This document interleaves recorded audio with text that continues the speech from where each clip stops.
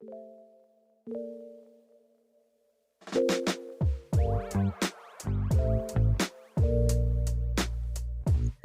everybody. Welcome to another episode of the Find Your Model Health podcast, the official podcast looking for those who want to optimize their health and body and understand how everything really works.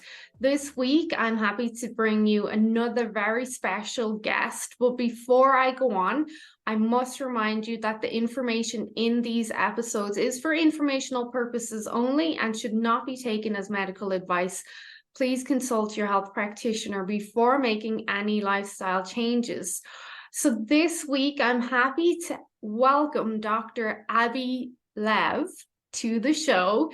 Abby is a psychiatrist, psychotherapist, author, mediator, international speaker, and executive coach based out of San Francisco, if I'm correct.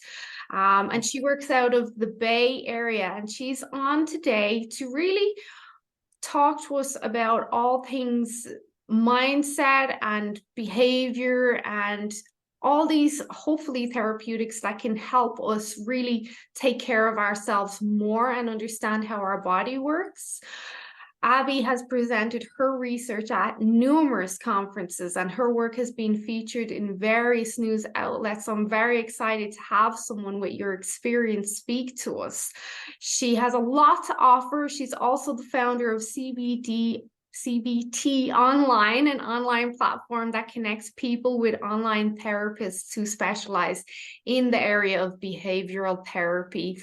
And she also offers other resources such as webinars and videos and online courses.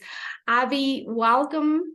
Thank you for spending some of your time with us. And I had mentioned before we started that I just spoke to someone about CBD. So now I'm getting them both confused. So pardon me if I do that.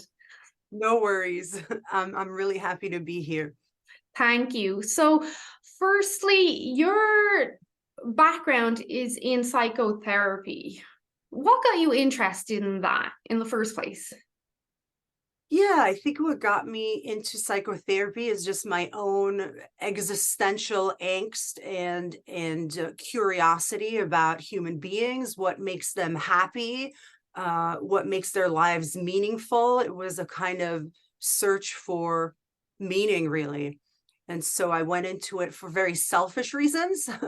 But through it, I learned that helping others helps me and vice versa. When you help yourself, you help others. When you help others, it helps you. And it's not really separate. So do you think you got into it from what I just gathered you said there, that you got into it to not only understand what helps humans tick, but almost like, how can I influence my own happiness as well? If I know the secrets of life per se, I can kind of use them to my advantage. Yes, that is definitely, I was in the search of a secret to life that now I realize doesn't really exist. There isn't like one secret. And that so the helping others is something I do, and I express a lot that I don't do it for the money. I do it because of the fulfillment it gives me. And I don't know if you know who Tom Bilyeu is. He's awesome. So he's very much in the mindset, motivation, helping people build business aspect of things. But he always refers to like fulfillment is the road to happiness, when you feel fulfilled in what you're doing in life. And a big part of that for me, because I'm an entrepreneur and help people like you do, helping people is the fulfillment, and that makes me feel happy. So I always say to my clients, when I help you, it helps me. I'm not here to see the bank balance go up. I'm here to make the difference, if that makes sense. Yeah, I agree fully. And I think I'm very grateful to my clients because it is very fulfilling and rewarding work. Yeah.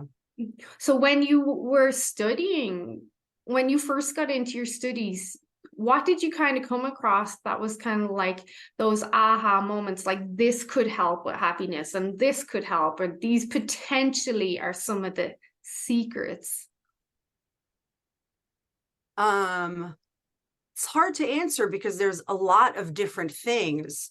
But I think that at some point I believed, and I think a lot of people are under the impression that we can rewire our brain or kind of get rid of negative emotions and get rid of negative thoughts.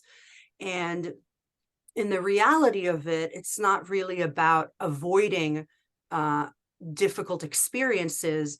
It's about changing our relationship to our internal world so that we have more space for difficult emotions.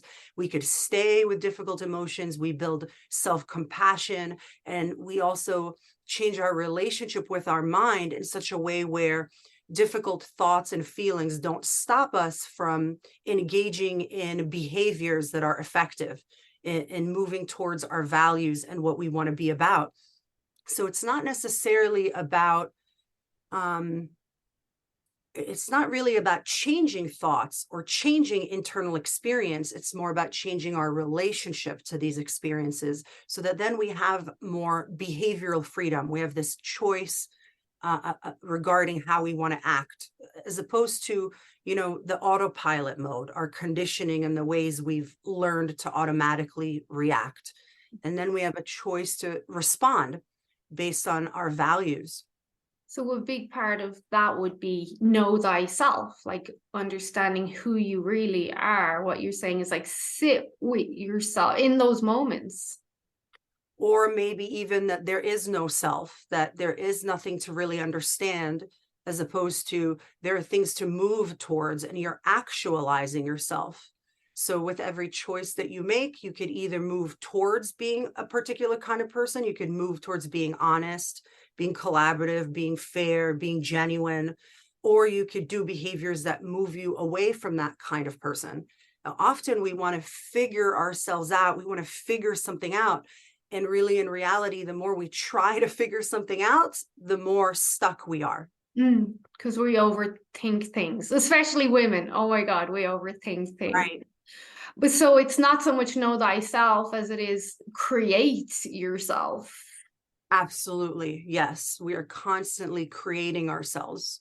And that for my clients and followers, that's an easy term to understand when we look at like nutrition and lifestyle habits. Is every choice is your responsibility, and your habits create your results and who you want to be in that area of your life.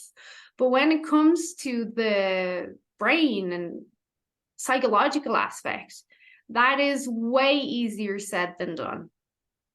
For sure. Yes. And that's where the cognitive behavioral therapy comes in. Am I correct? Yes. Okay, so do you want to start with the basics? Like for people that don't know, what is cognitive behavioral therapy? Sure. Cognitive behavioral therapy is a type of therapy that is more active and it's more directive. And the main difference between cognitive behavioral therapy and we'll say maybe psychodynamic therapy is that behavioral therapists, we don't believe that insight alone leads to behavioral change. So understanding something or having insight about something doesn't necessarily mean that we're going to do new behaviors. And I'm sure you're aware of that in relation to health, right? If somebody knows that they need to eat healthier or exercise more, just because they realize that doesn't mean that then they're going to start exercising. And so that means that if insight alone is not what leads us to do new behaviors and to change our lifestyle and habits, what actually moves us towards new behaviors? And according to cognitive behavioral therapy, we work through the relationship between our thoughts, our feelings, our sensations, and our urges.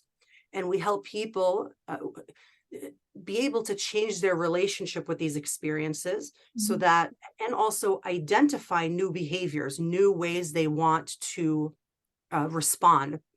And so it means teaching a lot of skills. It also means identifying core beliefs.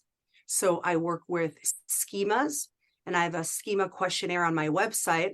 And when you take the questionnaire, you could come up with 11 different core beliefs that show up for you in relationships. And according to cognitive behavioral therapy, beliefs drive emotions. Like meaning a sensation. If we have a sensation in and of itself, there's no judgment about it. It's a thought that we have about it that then leads to it feeling good or bad. And so there's always an interconnection. Thoughts, feelings, sensations, urges, their behaviors, they're all connected. And we work with each part individually and together to help people have more behavioral freedom. So these schemas, they are self-beliefs or behaviors that you have inside you, but you may not have identified yet. For example, you could have an abandonment schema. It's a core belief that other people will leave you, or you could have a self-sacrifice schema, which is very common in women, which is the belief that other people's needs are more important than your own. You could have a mistrust schema where you believe others will betray you or use you, or an entitlement schema, which is the opposite of self-sacrifice. You believe that your needs are more important than others. So there's 11 different kinds of schemas. And when a schema gets triggered, it brings up a whole experience, like a visceral experience in your body, thoughts, feelings, memories, sensations, a whole physiological experience.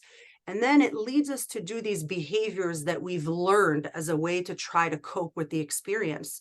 So, for example, if somebody has a belief that they will be abandoned in relationships, schemas are like a pair of glasses. And so you have these glasses on and you are filtering. You're always looking for abandonment, and you may see abandonment where it doesn't exist.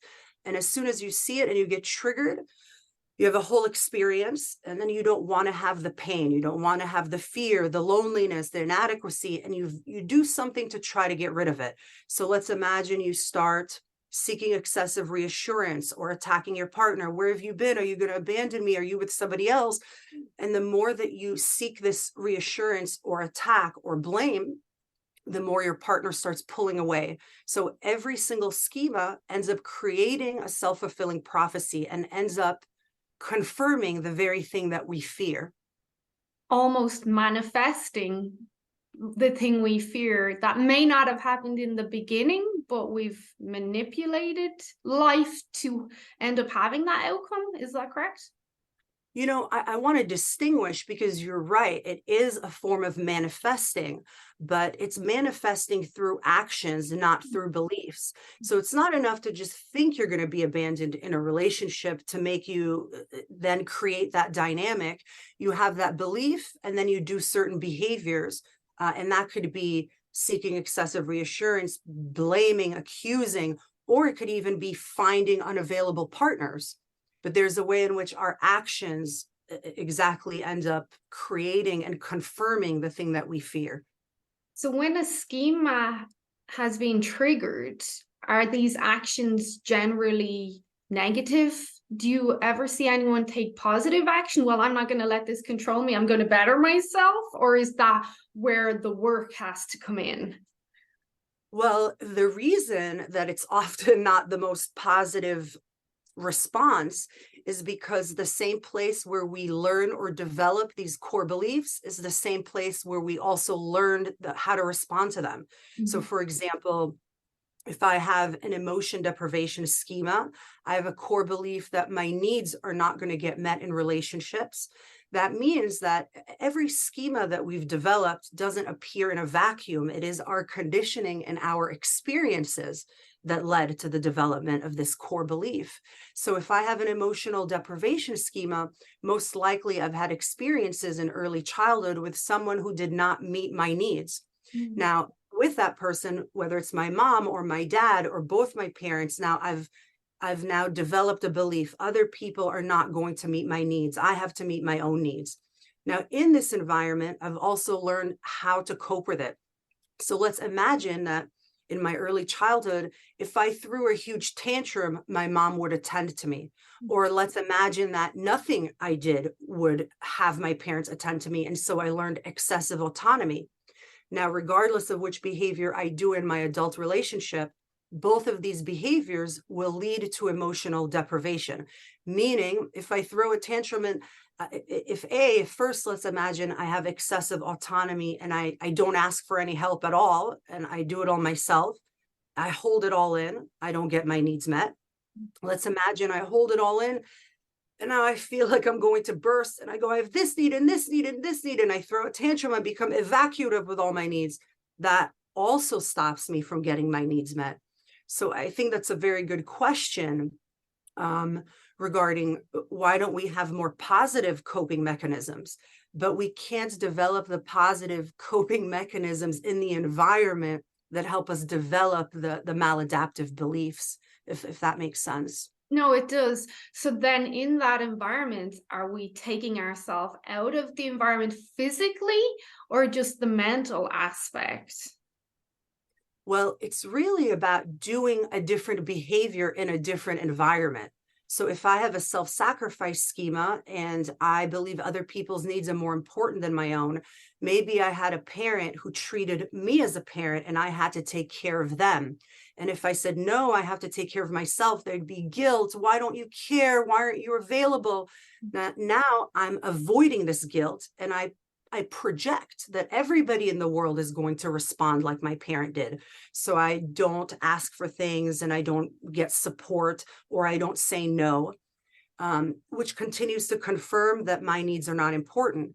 Now, if I do a new behavior, if I say no, it's really important that I do it with a person that is trustworthy and that will respond differently. So let's imagine I say no to, a friend that I know has very good boundaries, and they say, oh, thank you for saying no. I get it. It's just too much.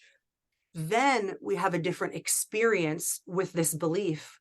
And the more we do this, the more we reach out with many different people. We call these behavioral experiments. The more behavioral experiments we do, and we have experiences that disconfirm our prediction of how it will be responded to, that is how we could rewire our brain and rewire our beliefs, because we get a visceral experience. It's not just an understanding in our head. It's a visceral experience of having that happen over several different times. Okay. So if I, for example, reached out to you and said, I'm having this experience right now, blah, blah, blah is happening. I'm almost thinking irrational. And how long would it take then, if we were working together, for us to see almost a turn in the corner there where I'm out, how do I term this? In a better place where I can respond better to those feelings, where I can deal with them better and not let them destroy me. Because I do understand what you're talking about. I've seen traits in myself. I've seen it in my clients. I've worked with people since 2016. So I'm familiar, and I would say destroy because it's self-destructive. Right. Yeah, it is. This is very hard to answer because there are certain issues that people come in with, which are very easy to fix. And there are other issues that get more and more complicated. So for example, if somebody comes in with panic attacks or generalized anxiety, the core beliefs related to that and doing exposure, having people expose themselves to this physiological experience and learn some self-soothing techniques, that's very easy to treat. If you have a few schemas, it's very easy to treat. Now, if you think about schemas, let's say there's 11 schemas.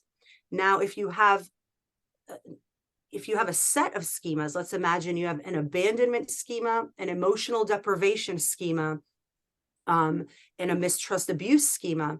Then you have an insecure attachment style. Now, attachment styles are more difficult to treat than just one core belief. And now, even further deeper than an attachment style is a personality disorder, borderline personality, narcissistic personality. And those are the things that become more difficult to treat. So depression in and of itself, anxiety in and of itself, easy to treat. Anxiety with an attachment issue or a personality disorder then becomes harder to treat. So it really depends on what is underlying the issue itself, what is underneath it all. Okay, so it's the individual situation per se, kind of like what I do. Some people it's easy, some people a little bit more challenging. So I've heard your previous conversations where you do talk a lot about the partnership, narcissistic relationships and whatnot. And I kind of mentioned to you at the start of our conversation that I really try to help my clients understand themselves and help them be successful on every level. So my focus is really on understanding, why do you disappoint yourself, or why do you constantly let yourself down or consider yourself a failure, or, to put it simply, like, not show up for yourself?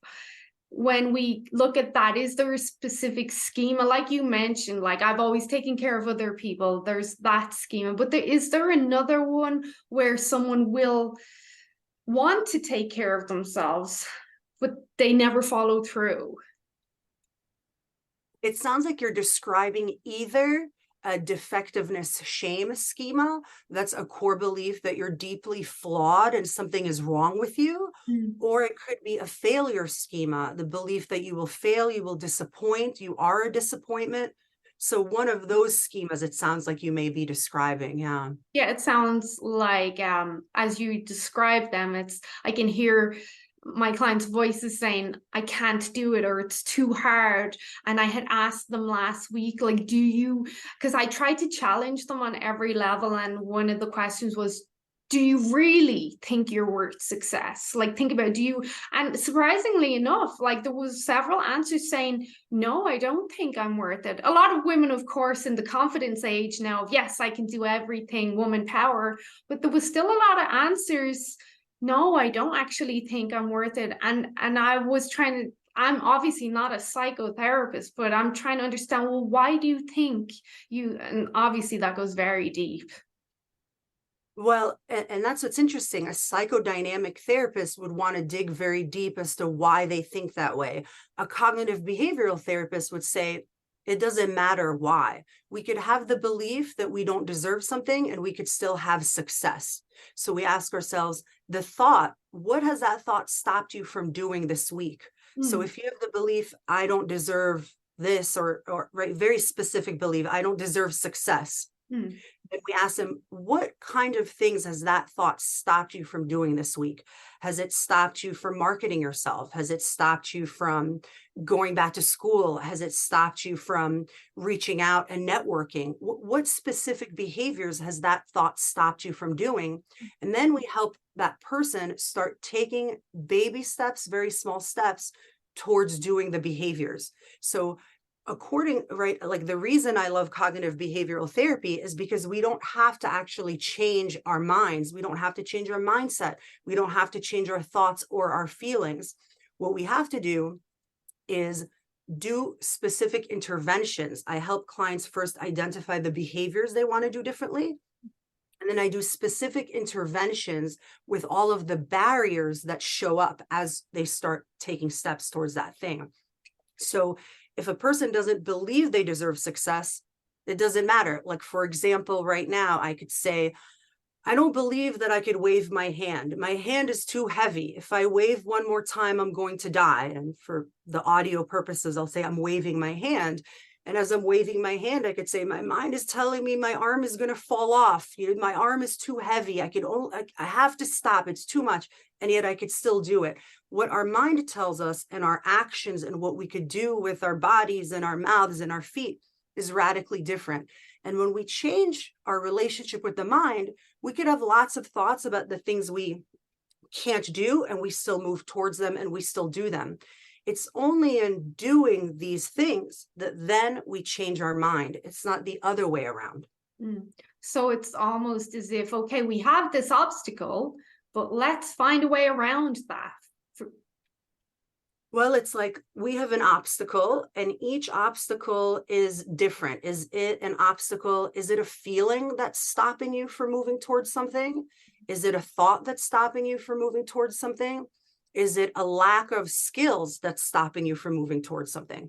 If it's a thought, we do certain exercises. We do cognitive restructuring. We do cognitive diffusion.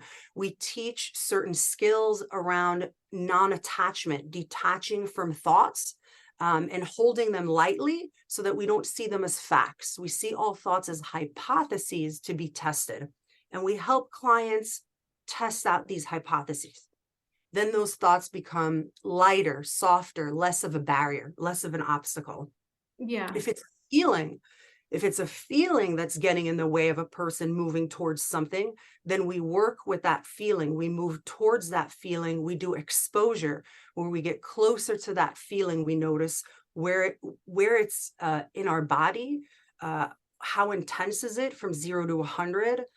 We do certain exercises around physicalizing it. What color is it? What shape is it? We build self-compassion and a kind of a willingness. It's like a radical embracing of all different experiences, sensations, and emotions that we almost stop thinking about thoughts as negative or positive or good or bad. We only see them as information about what our next step is. And so these emotions and the sensations, the physiological experiences are no longer obstacles. And we slowly help people take baby steps towards new behaviors. Do you believe, and this just came to mind as you were speaking, do you believe that thoughts and emotions are directly intertwined, that we have a thought and we have the associating emotion, and that connection can be very strong and very hard to break? I believe that we have sensations. So we have a physiological experience in our body, and we have then through our conditioning labeled that experience as something. We said, this is shame, or this is loneliness, or this is fear. Mm-hmm. But the reality of it is, and a lot of mindfulness work, and emotion exposure, a lot of these exercises are about being able to separate the experience, the physiological experience, from the story that we tell ourselves about that experience. Mm-hmm. One metaphor that I use, for example, is like the roller coaster metaphor. So if we're on a roller coaster, it only takes us about 2 or 3 minutes to come back to homeostasis from a state of arousal, right? Where our hands are shaking, our heart is racing, we're in an activated state, but we're having a great time on that roller coaster. We're not going, oh my goodness, this is terrible. We're having fun. But if we have that same experience, if we're laying in bed and we feel our heart is racing, our hands are shaking, we feel that roller coaster feeling. Now our mind starts telling us a different story about it. It goes, why am I feeling this? I don't want to feel this. I shouldn't feel this. It's never going to go away. It's going to last forever. Is this because of my partner? Is this because of my friends? Do I need a new job? Did I drink too much caffeine? And that experience makes the physiological, the story makes the physiological experience better or worse, good or bad. So we help people really sit with the physiological experience separate from the story. That's interesting. Where does empathy come into this then? Is that totally removed as well? Like we're trying to disassociate all emotion and just focus on what's happening? Do you mean empathy for ourselves, or do for you oneself? Yeah, because in this whole age of self-love and self-care now, not that it's a bad thing, but there's a lot of be kind to yourself, be understanding. And I do agree that has a place, but sometimes I believe like if there's too much of that, you end up stagnant. You end up not taking action as well. I do want to say, I don't think there is ever such a thing as too much empathy. Give yourself as much empathy. There's never too much self-empathy. There's never too much self-compassion. Mm-hmm. Give yourself empathy. The distinction is, don't give yourself empathy for bad behaviors, right? Give yourself empathy for your internal experience. So it's not like I get to punch somebody in the face and then go, oh, it's okay that I punched somebody in the face. I'm still a good person. That's not empathy. That's just kind of making excuses, right? Yeah. Right. So maybe people are mixing the two up, because empathy does not mean saying, oh, it's okay to do this and this behavior. Empathy means making space for all internal experiences. If loneliness is there, you go, oh, hey, loneliness. You put your hand on your heart, you send it warmth. You go, it makes sense that I feel lonely. It makes sense I feel insecure. It makes sense I feel afraid. You may even want to say self-compassion statements like, may I be safe? May I accept myself as I am? But really, the experience, I think that just saying it makes sense that I feel and stating an emotion in and of itself is radically life-changing. Because when we don't want an emotion, we don't get the information from the emotion. When we go, it makes sense that I feel afraid. When we validate the experience, then the next step is, what am I needing from the situation? What is causing me fear? Do I need more consistency? Do I need more stability? Do I need more honesty? It gives us information about what we're needing in the environment and how to feel better, how to behave differently. It gives us information about our values, about what matters. So I think that there's no such thing as too much self-empathy or self-compassion.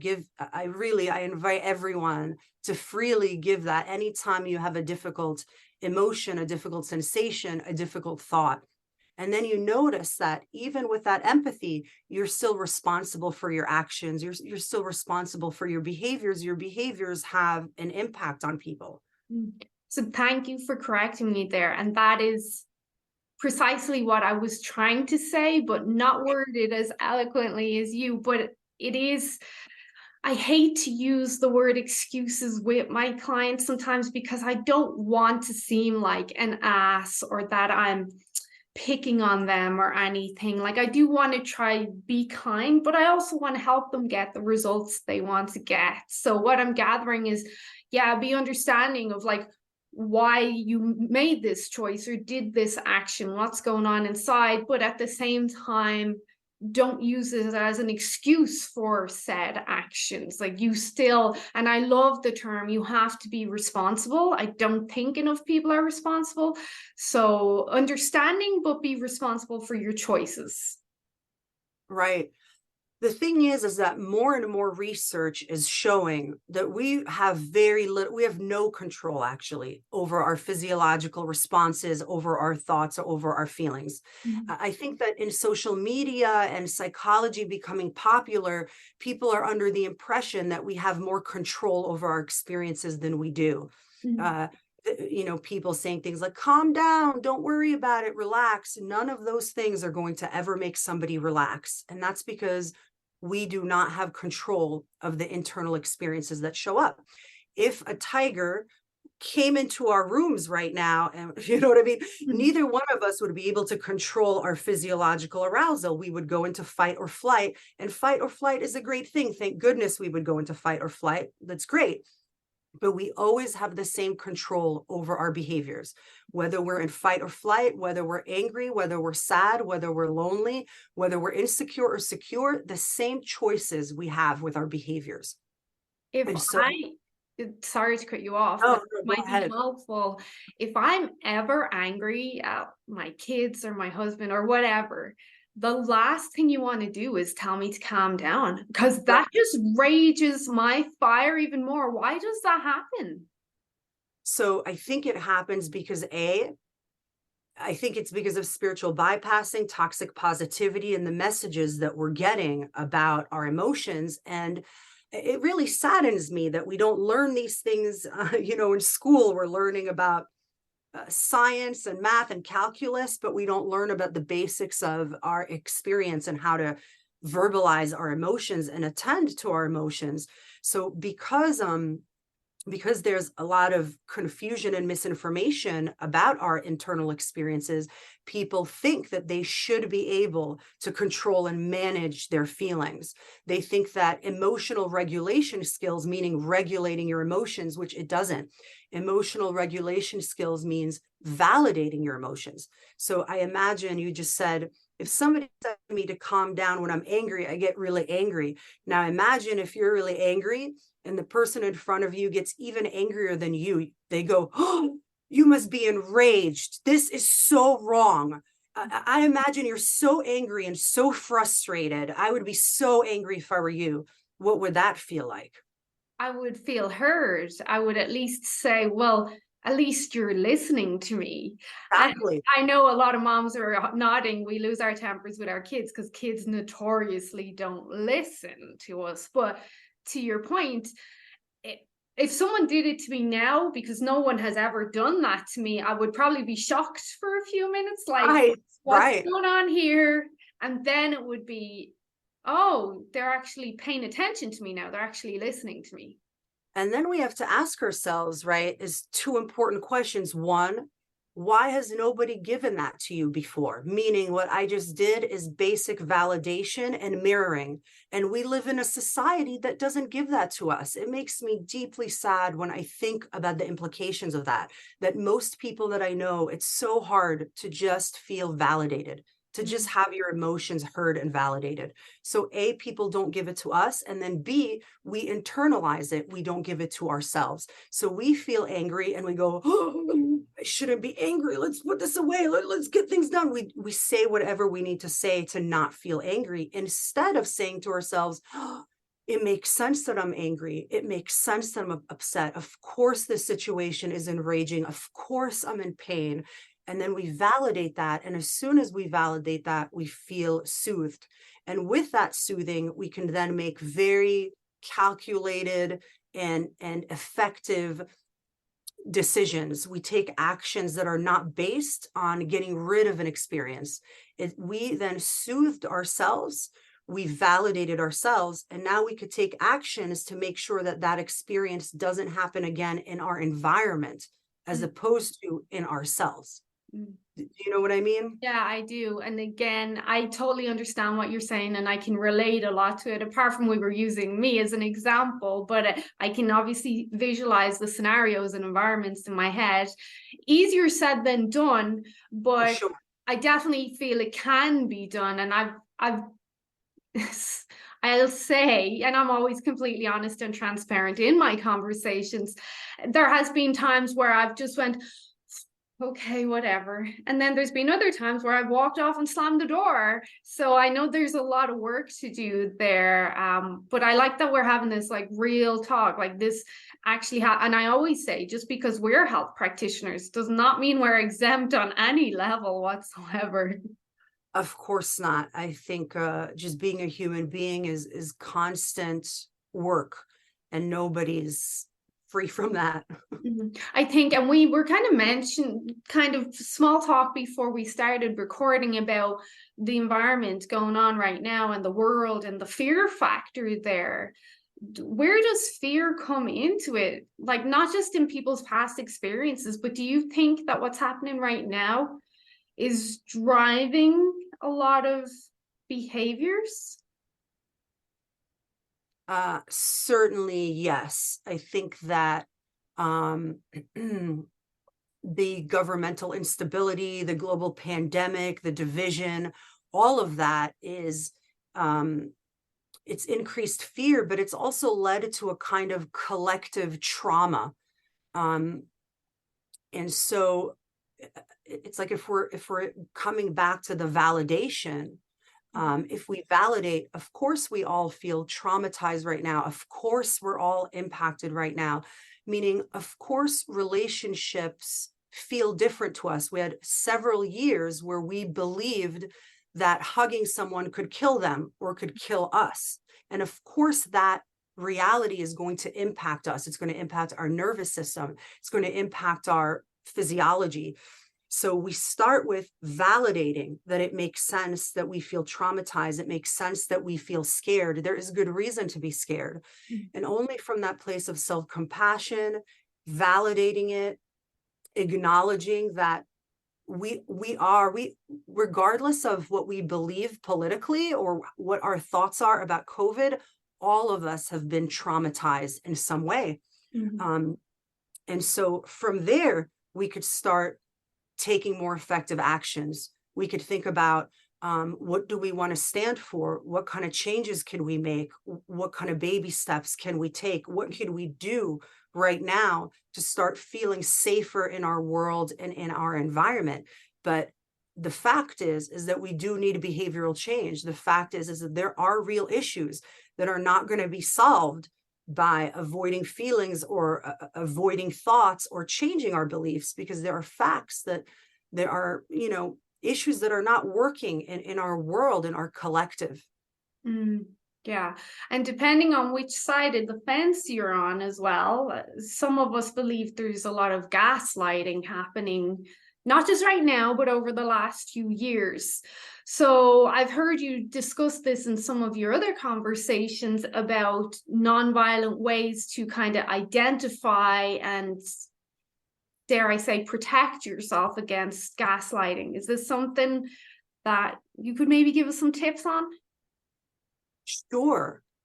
I agree with you. There is a lot of gaslighting happening. And I think when there is injustice or corruption, there's going to be more gaslighting, because how else could you convince people into their own oppression unless you somehow convince them that they're not being oppressed? Mm-hmm. And so gaslighting is something that's always existed, but that now has increased in our government. Like, people are using the word unprecedented more than I've ever heard before. And that's because it's unprecedented times. There are major issues. There is more gaslighting, and now we see it more. The first step to kind of defending against the gaslighting is recognizing it and noticing it. The next step is to understand the function of it. What is behind this particular gaslighting? What's the motive behind the gaslighting? Is it to convince me into doing something that they want to do? Is it to make me feel guilty so that I do something? Is it to make me angry so I get into reactive abuse and you could blame me? What's the function? What's the purpose of the gaslighting? Another form, I don't want to say it's gaslighting, but something that happens frequently is a form of projective identification, meaning people who are not as aware of themselves are more likely to project. We're all projecting, but the less aware you are of yourself, the more likely you are to project. So if I'm feeling a lot of anger and I'm telling you, why are you angry with me? That's a form of projecting. Now, if you say to me, I'm not angry with you, and I go, yes, you are angry with me. And then you go, I'm checking in with myself. I don't feel angry. Maybe you're angry. Are you feeling angry? Now, in that example, you didn't identify with that projection. You were able to keep that projection into that other person and not identify with it. Now, if I keep pushing you and I go, yes, you're angry with me. Why are you so angry with me? And then at some point you go, I'm not angry. Don't you see? I'm not angry. And now you're angry. What happens is that person has gotten you to identify with that projection. You've then taken on that person's feelings and experience and manifested it in such a way where they got to get rid of it through you enacting it. And so there, in order to defend against gaslighting, we have to understand all of the behaviors that are involved in gaslighting, such as projective identification, deceit, love bombing, blame shifting. DARVO, reverse victim offender, is a big one. When you ask somebody to be held accountable for something and they turn themselves into a victim, that is one of the most enticing types of gaslighting, meaning it's very hard to avoid that and not fall into becoming the perpetrator or feeling like this person is a victim and wanting to take care of them.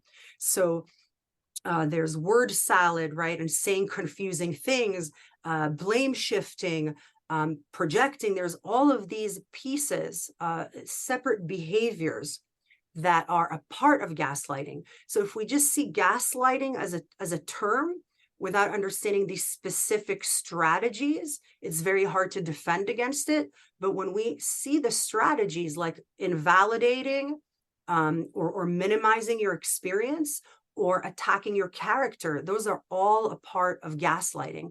And in order to defend against it, we have to recognize each strategy in and of itself and also understand what's behind it. What's this person's goal?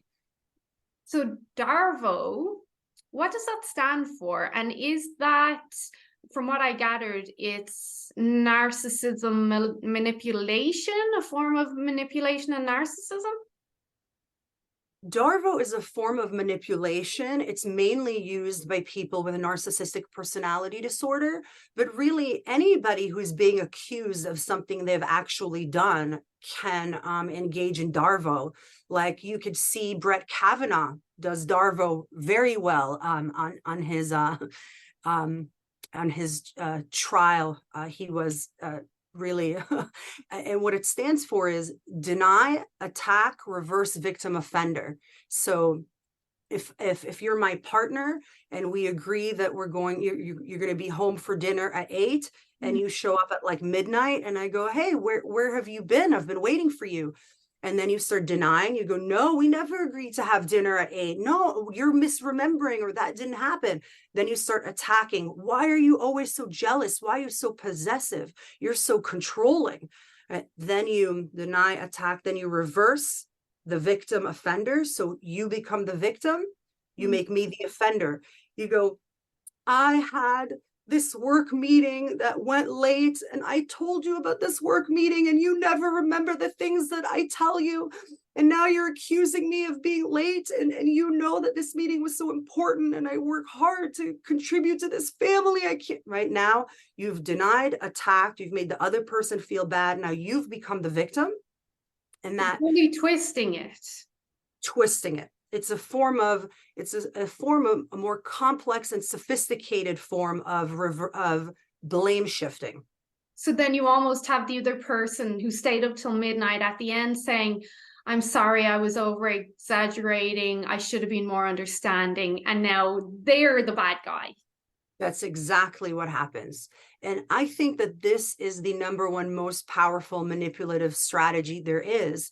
Because when someone feels like the perpetrator and somebody sees somebody crying, upset, sad, it's very hard. It's a very strong pull to fall into that role to try to make them feel better, even though they're the ones that created the situation. So then, just to understand, if someone is on the other end of that, and they don't say, I'm sorry, I understand, I know you're always providing for us, and they stand firm in their ground, that's obviously going to cause a lot of tension there in the relationship. What are the options there? The other person's, then you could, in my mind, again, I'm not a psychotherapist, but that argument could last for a very long time at that stage if someone's not willing to give. That argument would not last a long time because you would set a boundary, assert your limits, and walk away and not engage in that kind of conversation at all. Now, the dilemma, I think what's very interesting, it's very counterintuitive, but the reality of it is the more we give in to gaslighting, the more we give the perpetrator what they want, we reward their behavior. Actually, it causes more friction than not. It's just like a schema. If I feel afraid of abandonment and I seek reassurance, I go, hey, do you still love me? Are you still going to be with me? And my partner goes, yes, I do. Stop it. I am with you. Now, in the moment, I feel relief. I don't feel as much abandonment, but in the long run, it makes it worse and worse because I need more reassurance and my partner is getting more irritated. It's the same thing with any type of toxic behavior. If you reward a toxic behavior, the dilemma is you feel a relief from it, which is a form of intermittent reinforcement. It's negative reinforcement. You've been relieved from your suffering. And in the moment, it feels better, like any addiction. But in the long run, it gets worse and worse because the abuser will continue to escalate the gaslighting, continue to escalate, when we're thinking about manipulative people or people with NPD, it's like they have a remote control and they're trying to control all of your responses. If they want you to feel guilty, they want to press the guilt button. If they want you to feel afraid, they want to press the fear button. If they want you to beg, they're going to press the attack button, right? So there's a way in which if you give them what they want, if you have the remote control working, they will only continue pressing your buttons. You have to do the more uncomfortable thing in the moment, not let that remote control work so that they no longer can push your And if it continues to happen, though, I suppose the relationship would eventually end, because if you set boundaries, there's only so far it can go. The reality of it is, in my personal experience, when I've helped couples where a person is with a person with NPD or a very manipulative person, as soon as they stop letting the buttons work, the very opposite thing happens. It's not that the person wants to end the relationship. The person then starts wanting the relationship even more. They go, I'll go to therapy. I'll do this. I love you, whatever you want. As soon as you stop putting up with it, they actually go back to love bombing and using other strategies to get the remote control to work again. So it's like a person who has, a bag full of tools and strategies to kind of extract what they want from you. And they condition you. They use behavioral modification, very sophisticated forms of brainwashing and behavioral conditioning, kind of like they use CBT strategies, but in an opposite way, in a toxic way. In CBT, we want to reward consistently. They reward inconsistently. So you're really confused and under their control. Yeah, go ahead. Do you think narcissism is a genetic trait, or is it a learned skill from a parent? Or narcissism, I believe, is epigenetic. And what I mean by epigenetic is that it is a very complicated disorder. So, for example, the term psychopath is used to describe somebody who has antisocial personality disorder and was born that way. And the term sociopath is someone who has antisocial personality disorder and was raised to be that. But then when we look at research or we look at the real life facts, it's very difficult to distinguish in a person what they were born with and what kind of environmental factors contributed to it. But I do believe that there are epigenetic factors, meaning generational trauma is passed epigenetically. And I think so is narcissism, and so are many these type of dynamics that occur. For example, given that women have been, up until very recently, like this is the second generation of women who have not been dependent on their partner for financial freedom. Women are more, they're predisposed. They have more vulnerability towards gaslighting, self-gaslighting, self-doubt, and kind of subjugating their own thoughts and experiences for others. And that is epigenetic, right? Because through evolution, we have been conditioned that the women that survive to reproduce are the women that if their husband was cheating on them with their secretary or something like that in the 1930s, and he came home and was gaslighting them and saying, no, I'm the victim, I didn't write all of that. The women who could convince themselves, no, he's not with his secretary, I'm delusional, I'm, doing the self-gaslighting. Those are the women that survived to reproduce. Those were the women that had access to resources. So epigenetically speaking, there is a way in which there are many societal dynamics that are not so black and white, not genetics or environment, but our current environment mixed with a historical environment. So interesting. I heard you throw around the term love bomb a few times. I've never heard that term before. What does that refer to? And when you said it, I was like, chocolate bomb? Like a Christmas? So yeah, what does that refer to?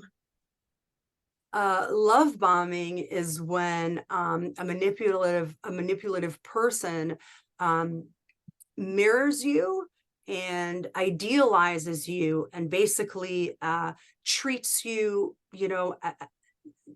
bombs you with love. So gives you compliments, admires you, tells you how great you are.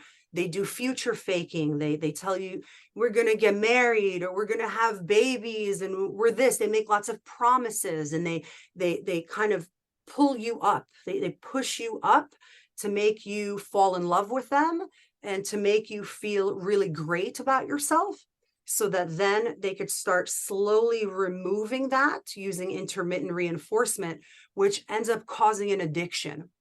So when you feel really connected to someone and feeling this admiration, love, support, positive things coming your way, and then it just stops in ways that you don't understand, you end up then working harder to prove yourself and get that idealization phase back.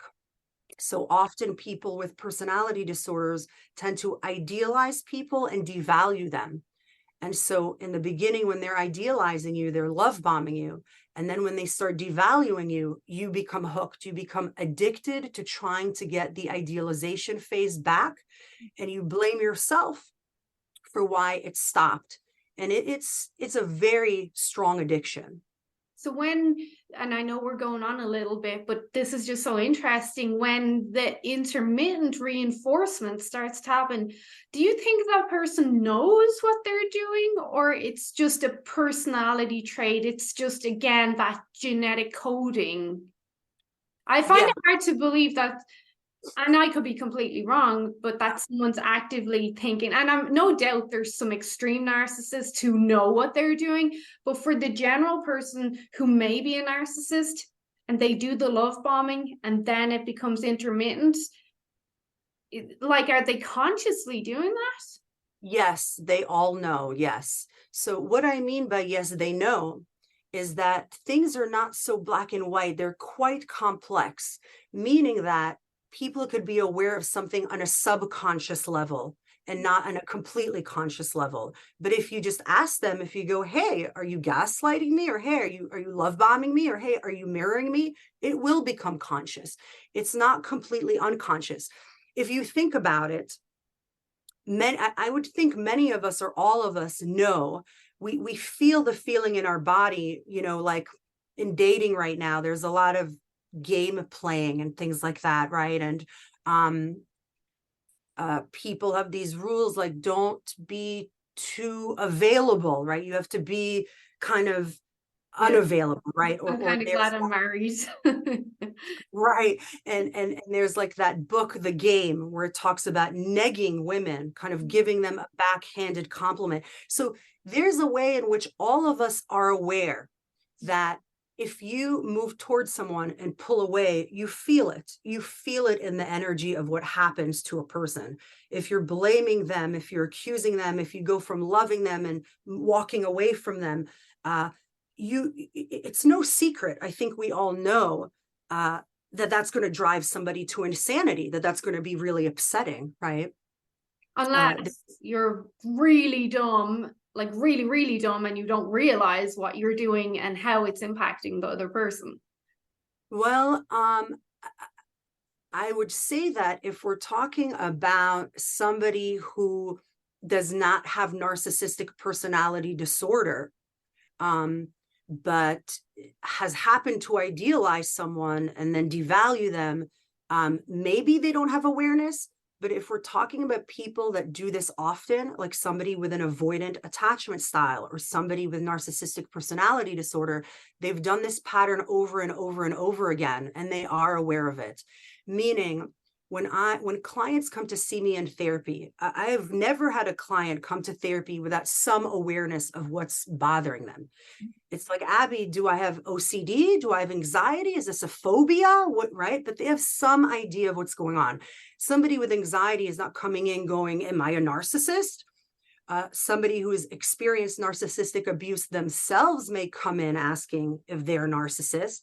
But again, that's giving information about something that's really happening for them. And that's also true for people who lack empathy, for people with narcissistic personality disorder. Most people with NPD have some awareness that they're different at about age 8 or 9 years old. Just like most people who have anxiety could tell that they have anxiety at a younger age, right? Or somebody who has depression. It's not like somebody wakes up at like 30 and is suddenly depressed. Sometimes if there's a specific event, but often it's something that we start noticing at an early age. And so there's patterns that build and we start noticing it. So if you're talking about a person who has narcissistic personality disorder, most likely they are aware on a subconscious level what they're doing, and to a certain extent, depending on how many relationships they've been in, they've gotten to a point where they're consciously aware. If they are a psychopath, if they're higher, narcissism is on a spectrum. There's a narcissistic personality, there's overt narcissism, covert narcissism, and then antisocial personality disorder, which is psychopathy. All psychopaths know that they're psychopaths. They know that they lack empathy. They know they like tormenting people. They know that they get a sense of pleasure when somebody's begging, screaming, and crying. They are aware of that. They may not be aware. They're just as confused about the disorder as anybody else with a disorder, meaning somebody who's just starting to have OCD symptoms may be aware that something is wrong, but they're not sure. They start researching it. What am I doing? Right? It's the same for people with narcissism. They're very aware in the environment that they're different. They're very aware that things are different. And they're very aware, all of us to a certain degree, energetically know what works. You know what I mean? Like we stumble into strategies, right? Like if your partner a friend asks you to borrow their car and you say, no, I can't lend you my car. And they start threatening you. They go, if you don't let me borrow your car, I'm never lending you anything. And you say, no, I feel really uncomfortable. I can't lend you my car. So then they move away from threatening and they start attacking you. You're a jerk. You're mean. I hate you. And you go, whoa, this is really hurtful. This is uncomfortable. I'm not lending you my car. Next, they start using guilt tripping. They go, oh my goodness, I have a job interview. I'm not going to be able to get to this job if I don't have your car. And what am I going to do? I'm not going to be able to pay rent. And then you go, okay, here are my car keys. Now that person, it doesn't matter how smart they are, how aware they are, subconsciously, unconsciously, consciously, it doesn't matter. They are aware on some level that guilt is what got their car keys. And that means that the next time they need something from you, they're more likely to use guilt. Maybe with somebody else, they'll be more likely to use anger or maybe threatening. But we all learn from our interactions what works, what doesn't work with a particular person. Whether on a conscious level or on a subconscious level, we're all aware of that. And we all automatically do those things. So interesting. Like I could listen, you articulate it so well that I can understand. And sometimes I would consider myself a layman, that I want people to explain it in a way I can understand. And obviously you're very confident in what you're saying, which I love. How do people work with you? Or I'm hopeful that people really are not in a sexual way, but attracted to your vibe as much as I am. Like you do exuberant, that kind of persona that you can help people. And I hope people are attracted to that. So how can people work with you? Because this is just fascinating. I feel really touched that you saying that. Thank you. People could work with me by visiting one of my websites. So I have Bay Area CBT Center.com. And then I also have cbtonline.com. And one is for online therapy and one is for in-person therapy. And I also offer webinars, online courses, and other kinds of resources. If anybody has a specific question for me, they could always send me an email at info@bayareacbtcenter.com. And if anybody wants to take the Schema questionnaire, that's also available on bayareacbtcenter.com. And I have a lot of other quizzes and questionnaires on there to measure self-compassion and procrastination and workplace schemas, relationship schemas. So yeah.